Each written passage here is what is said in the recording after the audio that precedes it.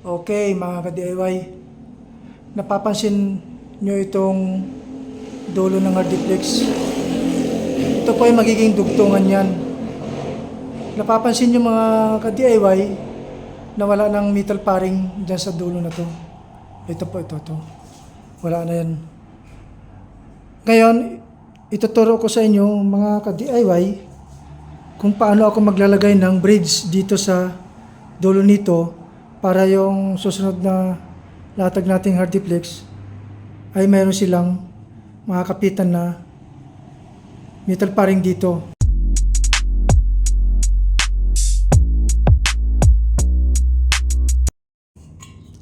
Bale ito nasukat ko na at nagunting ko na siya. Ganyan lang yan mga ka-DIY. Yung dulo niyan kailangan yan po. Ayan, nakat ko na siya. Yung pinakadulo dito sa may wall angle. Ayan.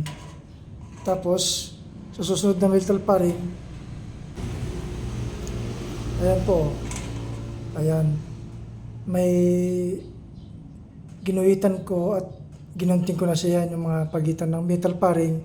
Ang haba ng hardiplex kasi gawa ng sa kabila ay idudugtong ko rin yung isa para wala na ako magiging siruho doon para diretso na yung hardiplex kong buo kabilaan.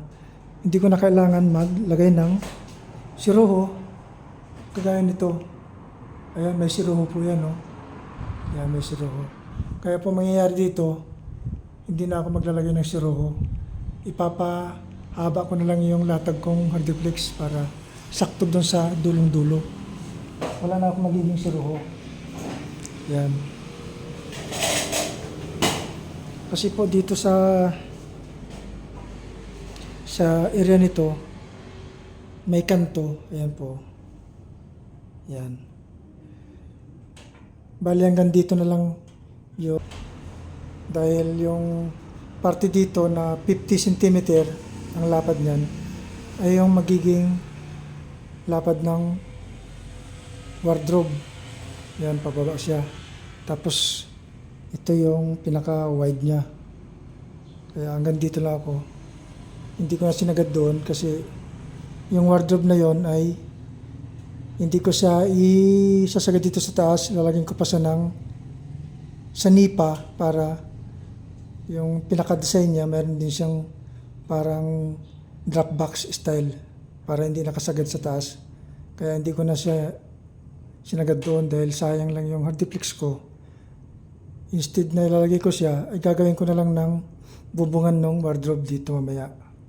Magdagdag ako ng wall angle pa rin dito. Kaya dito sa taas nito ay wala ng hardiplex, dito na lang sa bubungan niya mamaya. Kasi sasarado ko yung mamaya dito. Ayan. Para makatipid tayo ng hardiplex. Okay. Tapos ito mga ka-DIY ay natapos ko na siyang sinukat sa taas yung pagitan ng metal paring kaya nagunting ko na siya. Ngayon, ang pamamaraan ko dito ay hindi ko siya itutupi yan. Hindi ko itutupi yan mga ka-DIY. Kasi pag tinupi ko yan tapos pokpokin ko ng martilyo, mangyayari yan ay mauumbok na yan, kakapal na rin yung dito sa pagitan ng metal paring, kakapal na yan. Kaya papakita ko sa inyo kung paano ko siya aalisin to para magiging manipis yung latag niya mamaya. Parang ganito siya, oh, manipis. Oh, ito ang kagandahan yan. Pero pag yung ginunting natin, tinupi natin dyan, kakapal na to. Mas maganda kung matanggal siya para mas manipis, hindi tayo mahirapan. Ayan, inipitin lang natin ng flower yung ginunting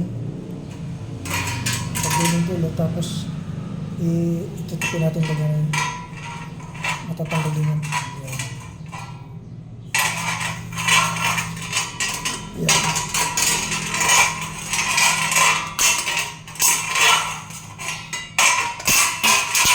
Ayan, napakadali mga ka-DIY. Ang isa pa.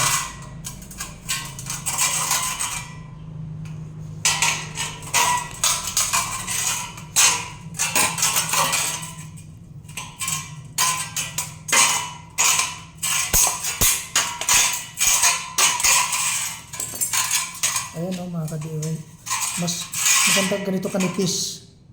Hindi gaya yung pupukpukin natin martilyo, kahit mapukpok na maigi yan, ay makapal din siya. Magbubukol doon sa taas pag nilapat na natin yan. Mas maganda yung ganyan manipis yan. Ayan mga ka-DIY, napapansin nyo to. Ito yung pinakahuling naglagay ako ng rivets. Ito yung last, hindi ko pa nilagyan dahil itong bridge na to, para pag nilagay natin ay maluwag yung hardiplex. May galaw-galaw pa natin, may pasok natin to. Lahat po yung dulo na yan ay hindi pa ako naglagay ng mga blind rivets yan. Hanggang doon sa dulo na yon. Para pag nilagay natin itong bridge na to ay maigagalaw natin yung hardiplex. Maisuksok natin itong bridge na to. Ayan. Ganyan lang mga ka-DIY, kasimple. Ayan. Ayan o. Igalaw natin itong hardiplex para maisuksok natin siya yan. Ayan na mga ka-DIY o. Yung bridge na yan. Ayan. O di mas pantay po yan, at saka hindi siya magbubukol yan pag nilagay natin pantay na pantay. Yan. Yan siya. Tapos may adjust natin yan mamaya kung saan yung center niya. Ngayon mga ka-DIY, nilagay ko na yung bridge niya. Ngayon kukunin ko yung center niya dito, tapos ayun ipipix ko na siya. Lalagyan ko na siya ng rivets dito. Lahat ng mga dulo, lalagyan ko na yan muna. Tapos yun, ilalagay ko na yung panibagong hardiplex dito na naisukat ko na. Para hindi na siya gagalaw ito pag nilagay natin yung panibago. At least naka-fix na siya. Ayan, ganyan lang yung idea ko mga ka-DIY, maglagay ng bridge. Kaya kahit mahuli to, walang problema. Kasi ganun lang naman kasimple maglagay. Basta makuha mo lang yung sukat niya. Ayan, gantong dulo po doon. Lahat po ng dugtungan, ganito po yung magandang pamaraan na idea kong ginawa. Ayan.